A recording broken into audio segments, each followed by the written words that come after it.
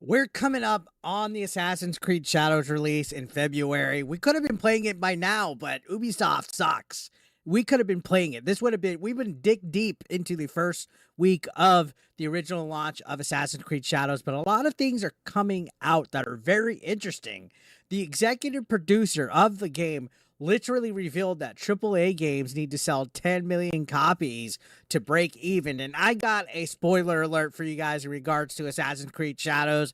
This game ain't selling 10 million fucking copies. It ain't even selling 5, maybe even 2. Ubisoft's been in dire straits. They had Star Wars Outlaws, a Star Wars game that could barely get 1 million in its first month. And then EA BioWare, Dragon Age Veilguard, struggled to get 1 million as well. Nothing that is woke in this year, in our good Lord 2024, is going to be great and sell fucking 10 million copies if it's woke. All right. So this game is dead on arrival, especially after like a 3-month delay. On top of that, there's rumors of a battle pass and other microtransactions coming on to this. They're fucked. Ubisoft, what are you guys doing, baby? Anyways, let's look at this article. I'm looking at it from the Fandom Pulse. The executive producer is Marc-Alexis Côté. He's the head honcho. We talked about him in the past. He had an interview at XDS 24. Not familiar with what that event is or whatever, but he sat down, took the time, and discussed how video game development costs are increasing year after year. And we've talked about this. It's like they're going neck and neck with Hollywood at this point. Concord, Firewalk Studios, allegedly has lost them $400 million. How is that even humanly possible? How is a video game costing $400 million to develop? I can't even fathom where the costs are going. For as horrible as that game looked, the creation of the character designs and the horrible gameplay mechanics, it was like a generic live service game. It was like a wannabe Overwatch. Where did the money go behind that game? Anyways, looking at this, he said, we're in a complex and tough economical situation right now, at least in the video games industry. We've all seen our costs rising, our profits shrinking. In a way, there's a lot of very, very intense competition, but the cost of building games has probably increased tenfold since the first Assassin's Creed and the one that's coming out this year. Both cost, complexity, amount of people has probably risen by a factor of 10. And I touched on that very briefly when I was talking about how these companies just have these big budgets, but a big problem is how they're spending it too.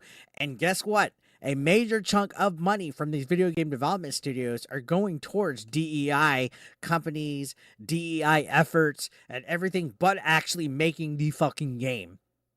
One of the glaring issues with Assassin's Creed Shadows is Yasuke and everything behind him being touted as a legendary black samurai when he's really not. There's no proof that he was a samurai, but they're going with this narrative because it fits in, right? It's a person of color. It fits all the DEI check boxes. They got to do it. And in spite of that, they also have other problems like making collectibles that are one-legged Tories that are literally the fucking nuclear bomb fucking gate that's in real life. There was no such thing as a one-legged Tory except the one, I think that was Nagasaki. And then on top of that, there was Japanese reenactment flags. There was trees and stuff in the wrong seasons, Chinese architecture in the game, you name it. They could not do anything right with this game at all. And it seems like even just pushing it back 3 months cost them, I think the rumor was $20 million extra just to push it 3 months. This game is not in any form or fashion going to be getting its money back. They might as well have just taken that money, threw it in a dumpster, and lit it on fucking fire, and then wiped their ass with it, because they're not making their money back. They're not selling 10 million copies of this game, and this isn't me just trying to be a rage bait grifter, gleeing that, you know, oh, I'm being spiteful or whatever. No, it's fucking facts, all right? And that's how business works. Ubisoft's in fucking trouble, guys. They're in trouble. Anyways, this goes on to say, Côté, or whatever his fucking last name says, when you look at who succeeds, at least in the AAA space, so what I'm going to say applies to like mostly premium games, more traditional kind of AAA games. You have 10 games in any given year that will sell about 10 million copies. I don't even know if any game that was remotely woke even sold more than 5. Look at the Sweet Baby Inc. client list itself, Suicide Squad, right? Barely fucking sold anything. In fact, that's the one that kicked all this Gamergate bullshit off. And now it's $5 a pop. And then let's even look at other. You know what? Let's even take the woke out. Let's look at Ubisoft sales as a whole. I can't recall the last time an Ubisoft game sold 10 million copies. Can you? At least over a decade ago, right? Correct me if I'm wrong, but I think Prince of Persia, the new one that came out, didn't even sell like 5 million copies. Star Wars Outlaws didn't sell 5 million. Assassin's Creed Shadows is not going to sell 5 million. It's a mess. And these guys are just spending money instead of doing the best they can with at least trying to make a profit, right? So then Cote says, the reason I'm quoting the 10 million copies kind of mark is from what I've seen and how I've seen cost of competitors and everybody. Everything leaks in our industry. So you have privileged information on where the competition's going. But mostly I estimate that 10 million copies, give or take 2 million copies, is mostly what you need to break even. But you have only 10 games that breach that every year. Is this Cope? Is this Cope? Is this Cope? Is he admitting, hey, is this like prepping us, letting us down easy for the imminent failure that this game's going to have? Because we know it's going to fail, and then they're going to blame gamers, and then all the journalists that are actually activists, they're going to blame us rage bait grifters for this game failing. It's already happening.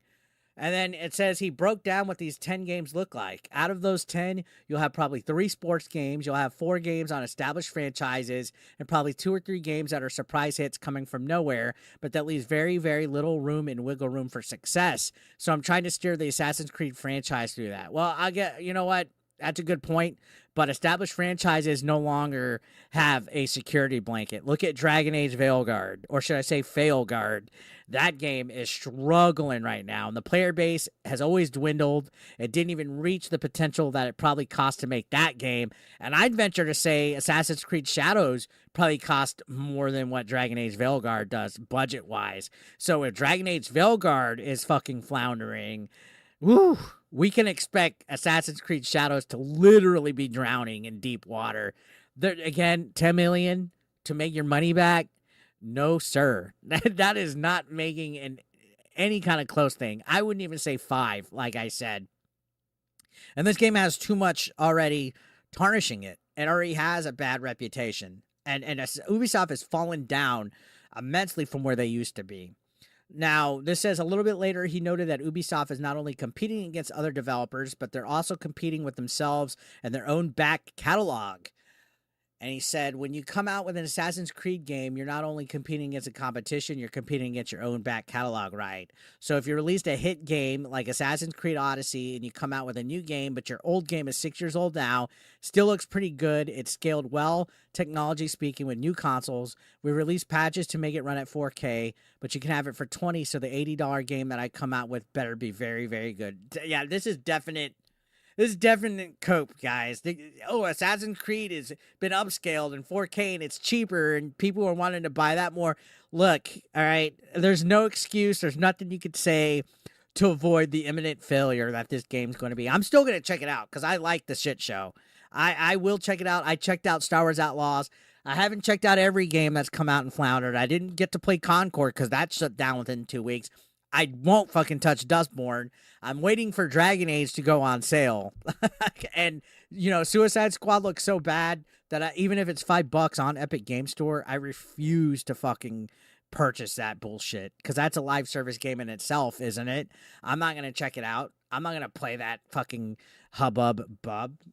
And this game at least looks like, even if the Yusuke stuff is cringe, there could be potential for it to be decent. I like Valhalla. But we know it's not going to make its money back. I don't care what you have to say. That's fucking facts. Now, going on, it says his comments are damning for the company as its recently released AAA Star Wars Outlaws game allegedly only sold 1 million units in its first month. When asked about the current sales curve, CEO V's Guillemot completely punted, saying, on Outlaws, what we can say is that the 3 title updates that we've delivered at the same time, we've been observing substantial positive community sentiment improvement.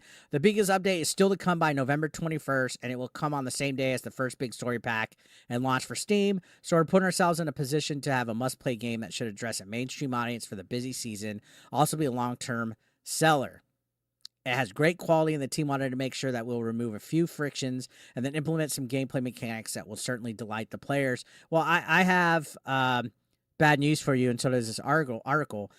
This is a little behind, but on its launch date of Steam, they couldn't even crack 1,000 players. I think it was 849 players, and then today, the second day, they finally cracked over 1,500. But that's still not enough money being brought in from Steam sales to make its profit.